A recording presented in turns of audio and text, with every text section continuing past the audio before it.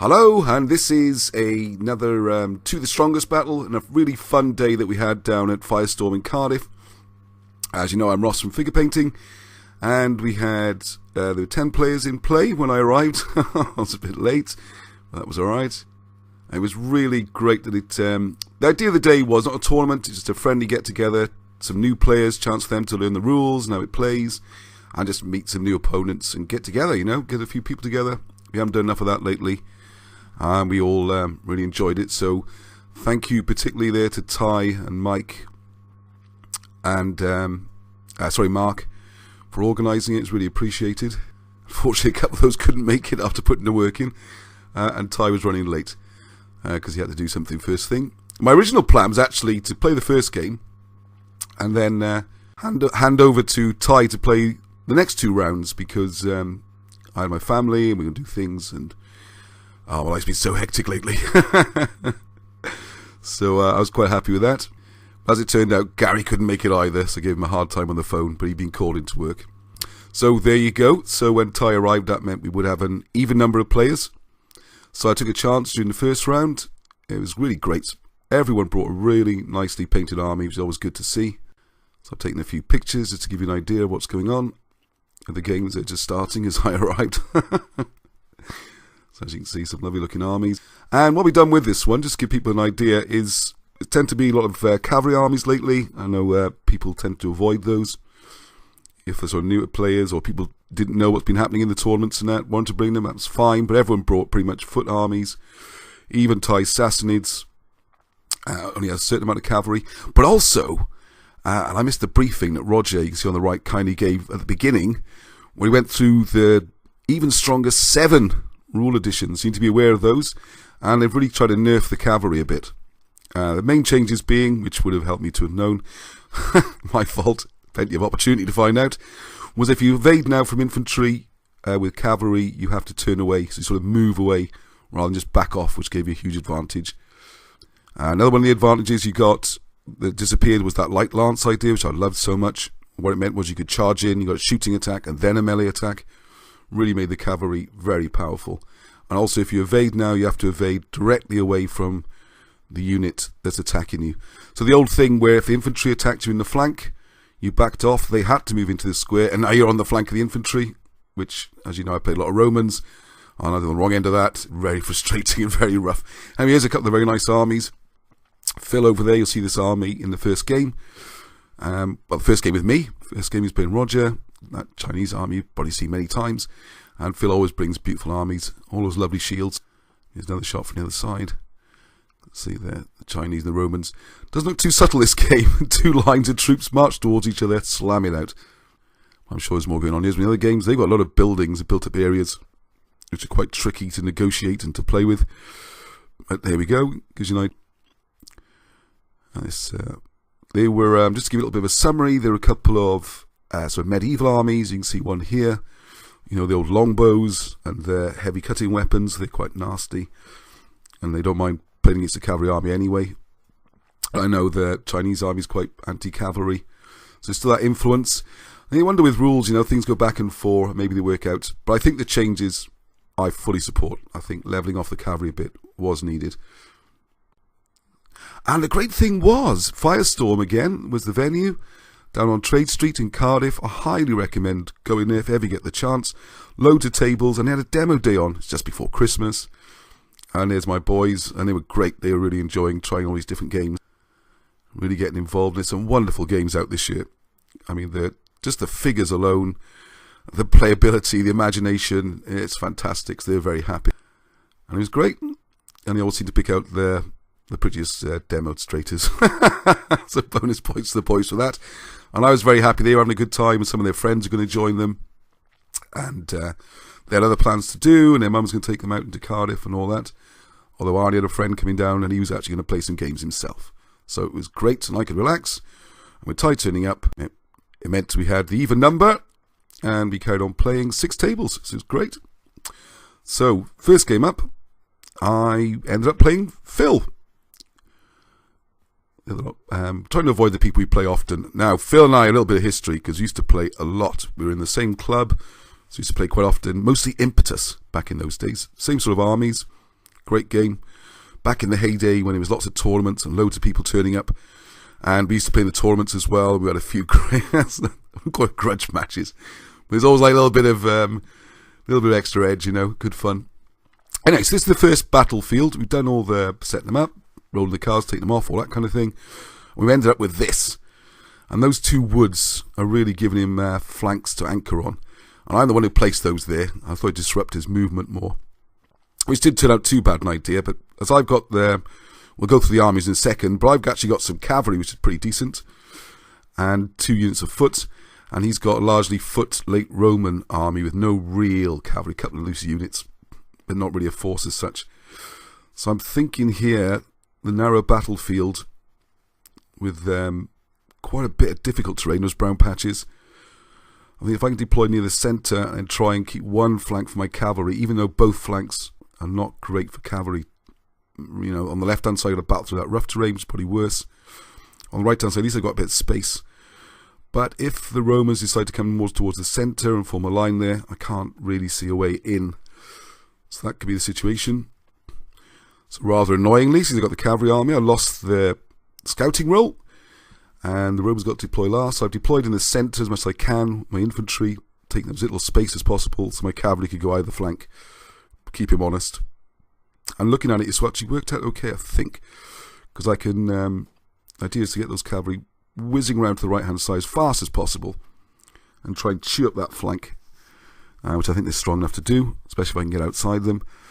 And then my plan is for the centre to drift across. And really put pressure onto his right flank. While refusing the left. And Phil made a comment that he was actually refusing the left as well. So we're going to be playing a bit of carousel if we're not careful. So I'll just run through the armies, and you can see on my far left, obviously they're right, there's the first command of Romans. Most of his Romans are auxiliaries, and they've got these sort of mixed units. I think they're mixed units rather than 2 units. They've got archers anyway, so they can shoot, and also they fight, and they've got pilums, I believe. So they're quite tough units, although they haven't got the sort of legendary armour save you get with the legionaries. So the second unit, more of them, I think it's got elites in there. Very impressive looking with the camp behind them. A double camp and unguarded. I was a bit slow picking up on that because there's 6 points sitting there. But it doesn't really change anything in my plan. The cavalry's going to try and sweep around the flank if they can. Hey, who knows? Bonus points perhaps. And here's the other flank which I'm going to be targeting. So as you can see, pretty much more of the same all the way across really. Lots of blinking bows. Yeah, there we go. Okay, blurry picture unfortunately. So there's my cavalry. So I've got 2 units of cavalry with lance, 1 unit of elite cavalry with lance, and then 2 units of light cav as well. So it's a really powerful cavalry force. I think Roger probably knows that's the kind of army I like to pick, and I have to admit, I wouldn't have picked an army much different to what he's done. So thank you for that. Really suits my style, and I enjoy playing with it. There's my centre, which is the 3 units of, well, heavy infantry. Arm of the spear. They're elites, so this is the core of the points with 2 lots of light infantry. And if this is going to be a narrow game down the middle, they're the best guys I've got to try and do that. Holding the other flank is my standard infantry. They've got javelins though, so they're a bit nasty. And their job is to try and hold up, if they can, 2/3 of the enemy army, or at least half, please. So if this is my cavalry spinning around in Alexander the Great style, and his Parmenians, you have those, you hold the other flank. So, the left-hand side, his right flank pushes up, and his centre, great, disastrous activations. They're not going very fast, not getting the pressure in the middle, which might be to his favour, I think. But anyway, there we are. He wants to get those down and start crushing me, and really do to me what I'm trying to do to him. So as I chuckle away about his activations, my cavalry doing a sweep round that flank, gets double aces. Flop the aces. First turn, great start. Here we go. They're going nowhere. So on the left-hand side, I'm just pushed up on the far left. You might see them. The light infantry just to be a nuisance, getting away. Maybe grab that difficult terrain. The guys in the hill obviously not pushing up. Didn't get great activations anyway. And I have decided to push up in the centre. And they're going to start angling across the right to join in and help the cavalry. And shore up the centre. That's the plan. So you see a close-up of that. And the shooting, the red markers on me are where units been hit. because that was my skirmishers. First shot, first hit, didn't save, ping. Just missing how rubbish shooting is. I've lost light infantry.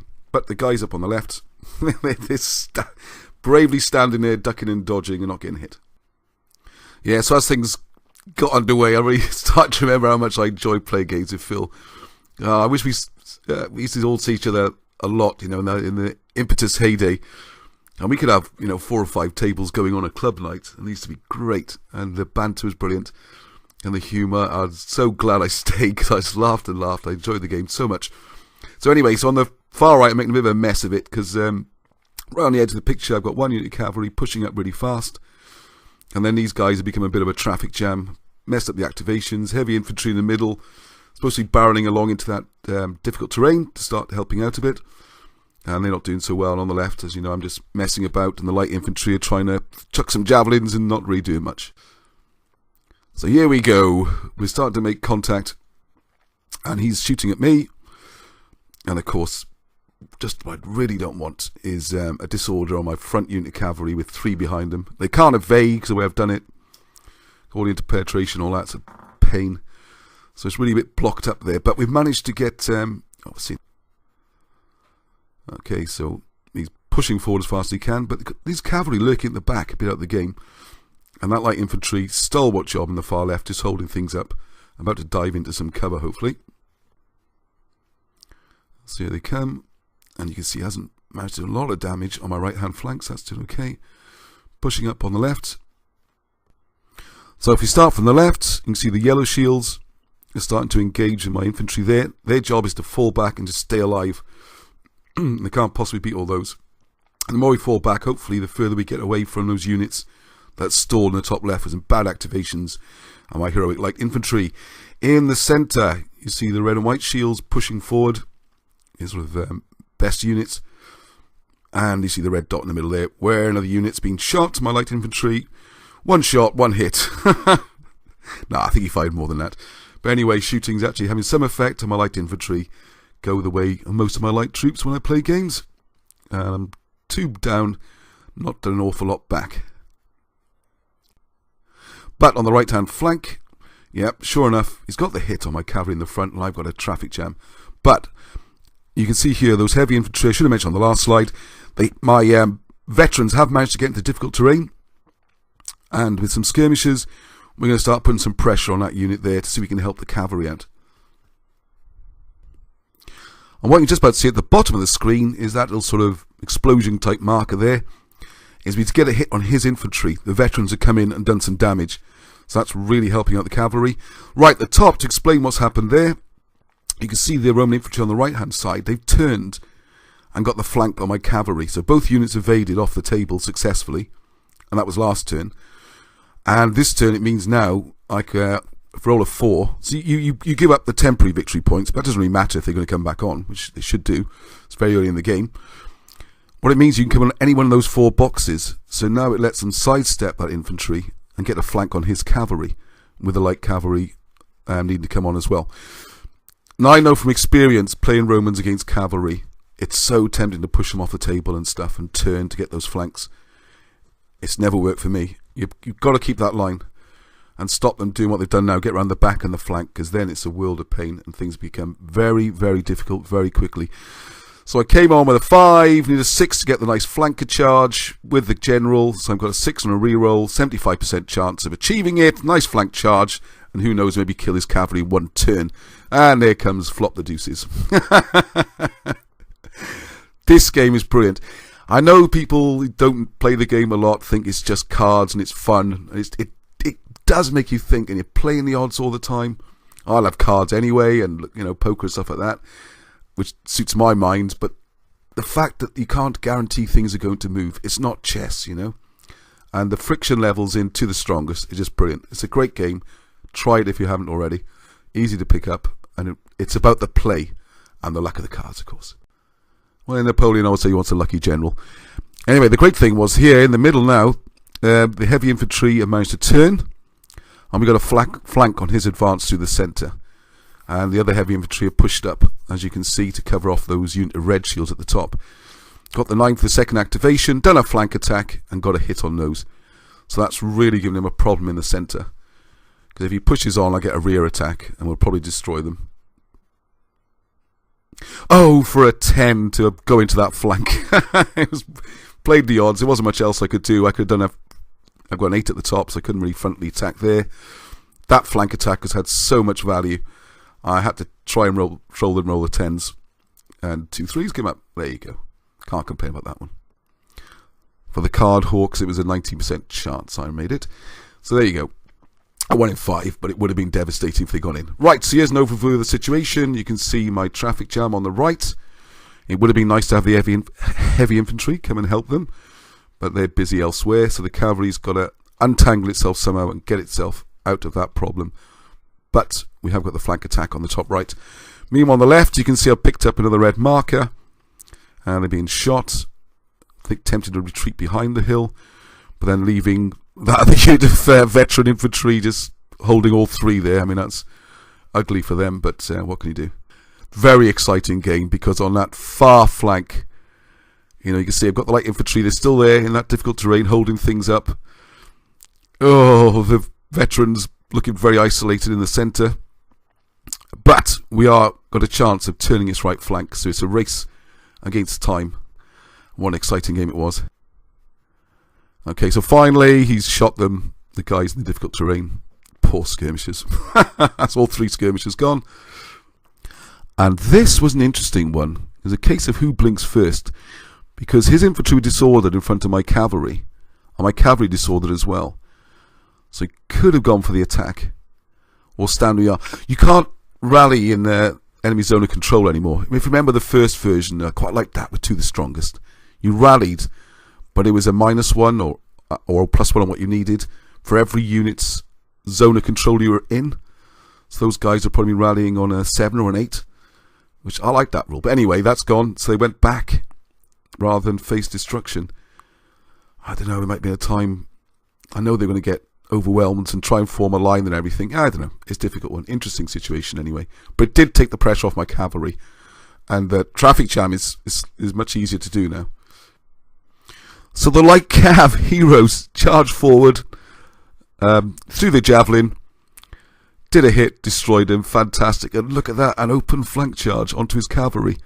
Can't resist it, got to be at 4, flipped an ace. But anyway, they've been heroes. The only thing they I think they must have charged in actually. Hit on an 8, took them out. No, it was shooting, of course it was. Right, go back to the centre. You can see the veterans forming a nice little square there to hold this. And we've got a ping on his infantry in the centre. I think we threw javelins at them. So that makes that a bit more difficult. Well, for the Romans at least. So he's rallied that off, which buys me a tiny bit of time. And you see my infantry on this side. I've retreated back. They've got to rally. And what I missed here, I don't know, would I miss it? What do you think? I've realised afterwards they could have sidestepped into my unguarded camp, the fortified camp. Would have been a lot safer. But there again, it would have left the other units very isolated. It's a real rearguard action, fall back, but that's the edge of the table. And this is one of those turns you really start to feel for your opponent, and what a cruel game to the strongest can be. It's happened to me. If you've watched my reports, you've seen this happen to me. It happens to everybody. You just got to grin and bear it. You don't like to laugh, but when it is Phil, you do have to. So the nice pretty red and white shields in the centre. I'm going to try and turn and then get a flank charge on my infantry. And flops that rubbish. And they stay there. They don't move at all. Unlucky. Hey, but at least he could do the charge into the cavalry, right? No. Flips the ace there. I think it drew about 6 cards. I think it was about 3 aces and at least 1 2. It was a disaster. So they're sitting there now, and it's back over to me. Okay, so quick overview. Starting on this near side, you can see I've started to unravel that traffic jam that was there. The light cav did their thing, and these guys are diagonalled out. Hopefully I can rally those in the centre. We'll see what happens on the edge in a second. In the middle, the veteran heavy infantry have taken a hit. You can see the red marker in the centre. And they've got nowhere to go. They can't fall back. Well, the only way they can fall back is if the guys in the rough terrain fight out across the diagonal. So it's 2 to activate, diagonal 3, difficult terrain 4, and only get 1 attack. So I'm going to have to do it twice to destroy them, get out the way, and then they can fall back. So that's a long shot. They need to hold, fight their way through there. And at the top, poor old Phil desperately trying to get activations to get all those guys sweeping round to roll the flank, and it's just not happening. Well, it's happening, but too slowly. I've got red markers over there, but they're hanging on. So back over to the right-hand side. It's always good to do the king first, but my king's charging front face-to-face into the heavy cavalry. And we've got this flank charge here. We've got to go for it. Look at that. You beauties. Hitting on 8s. 10-8. 2 hits. Thank you very much. And one wasn't saved, so the king had the glory of going in and finishing off the unit. So you've got that one unit of infantry standing there, facing the wrong way. Well, not really the wrong way. Didn't know which way to turn because you've got more cavalry coming up on the flank. So they're in a very isolated spot. I don't know if he's going to edge backwards. That's the thing I'd be doing now. Just trying to edge them backwards, get them away. Anyway, I wonder, not really a threat. It's just because the light cavalry right at the top has now got an open run at the camp, which is unguarded. So there's a potential 6 points. But I really need to come in and help out in the centre where my heavy infantry is struggling. And they're the ones under threat. So you can't do everything. Depends on the activations, and I have to admit most of my activations I was getting to do everything on that flank at the moment. On this side you can see the big red markers. I've got 2 disordered units. They're being pushed right off the edge of the board. I can't fall back any further. There's my camp, also unguarded. My light infantry were off doing their thing and getting killed. And I've got to hope for a rally on the left hand side. At the moment the guys in the hill are just with the king. They're holding, they have to fall back as well. They did a great job. They bought time, that's what they had to do. Well done, Parmenian. Sorry for you, lads. Okay, so you can see now that if you start on the right-hand side again, just pushing the cavalry up to his archers. I think they've run out of arrows now. So I can move up and start chucking javelins at them, try and get a hit, try and rally other ones. And meanwhile, more importantly, light cav moving up onto the camps, and the heavy cavs come round that wood, and I needed a 10. I was like, just give it a fling, and I flung the 10, and I didn't declare a charge, and I felt a bit unfair to then say, oh yeah, they're going to charge that flank. So they're sitting there ready to charge the flank next time. So as it turned out, you can see him sitting there. There was no next time, because his infantry have gone into my veterans. They were disordered. I've rolled an ace, thank you very much, on their save. So they've just marched through my veterans. I've still got a rear stroke flank attack. Well, there we are, 2 points thrown away. The overall situation, so I'm down about 8 points altogether, so there you go. But clearly now those nice red shields in the middle are in a very vulnerable position. What we also forgot, which is really it was so funny, because Phil suddenly remembered that by destroying that unit, all my adjacent units, orthogonally adjacent, had to take a break test kind of thing, a morale test. And I was like, hang on, I went last turn when I destroyed your units. Why didn't he? I was like, oh yeah. So it was quite funny, because it was a genuine thing. Our Phil doesn't do anything like that. It was just funny at the time, so we skipped that bit. Got to remember to do that. Almost everyone's forgetting it. I don't know why, but it's just a new rule. It hasn't. I'm sure the better players do, but those of us struggling with the rules a bit sometimes. Okay, so we've got that open flank, got the camp wide open. Just need to hold on a bit, really, because you see the cavalry there. If they do get attacked on the right hand side, they're just going to fall back, hopefully, and try and rally them. So you can see this squeeze is really on now, and now I can't make that side move into the camp because they're in an enemy zone of control. They're going to go straight back. They can't rally because they're in a zone of control. They've just got to hold on, hopefully. The guys on the hill are getting attacked 2-1, and of course, as always, he comes in, pilums fly in the whole lot, misses. It's diagonal attack. I save it, attack back, and do a disorder. It was that kind of day. Yeah, so as you can see, the overall battlefield, nothing much has changed. Desperately hanging on the left, running amok on the right, and also closing in on his infantry in the centre now, and about to pick off the second camp. Yeah, so if you think back to, I think it's Guagamela, Alexander the Great's great battle. This is sort of a moment in the battle where he sent his troops across to help the beleaguered left flank and save Parmenion. That's why I'm not Alexander the Great. My cavalry rallies, looks after itself, and goes on mopping up units and trying to take the camp and grab all the glory, and no one really came over to help, which is a bit of a nail biter, because I'm already I've taken 6 points. I've lost 6 out of my 11. And Phil's got about another 6 to lose as well, or a bit more than that, but 8 or something. No, he's got 6 left to lose as well. So I can grab the camps, I'm almost there, but I do need to hang on a bit. And you see, so I rally those guys on the left, which is a saving. And look at that activation again. Oh, poor old Phil. That whole division has really played to nothing in this battle apart from kill one light infantry unit. But his pretty red shields do finally do the damage. As you can see here, they've taken the square right next to the camp. And this, I know, is a difficult activation, but missed a trick here. Just go for the side move into the camp. Take the 3 points. I was either broken or one off broken. And that was it. That would have been 11 points. Because I just lost those 2, took me up to 8. As it turned out, the card didn't come up. He did something else and failed the activation over there. Or that was a chance. That's how close this game was. Very exciting. So there you see. Stuck with an empty camp right next to them. And they had light cabs romping up the top, taking camps. And we got rear attacks in the centre. Cavalry sweeping round. Only need a few more points. Faffed about a bit, chucked a few. And once again, the Glory Boys. I was a little bit nervous because it's difficult. You need a 3 to move in. And you know, these things let you down just when you don't want them to. You can see the heavy infantry below them have turned to do it. But hey, that's it.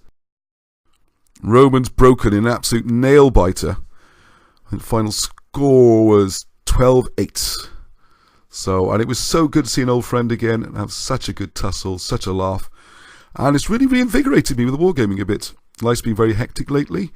As you know, I haven't done many battle reports or magazine reports about other things going on, parents, all that kind of thing. And this really was such fun. It's really got me back into it. And I put this video straight up. I didn't bother with the bells and whistles at the beginning and the captions and all that. I hope you don't mind. I just want to get something up there and get things rolling again rather than faff about for ages and it not get finished. So I hope you enjoyed that. There's another one coming up right behind it for my 3rd game of the day, which is also a blast. So until the next time, keep flipping.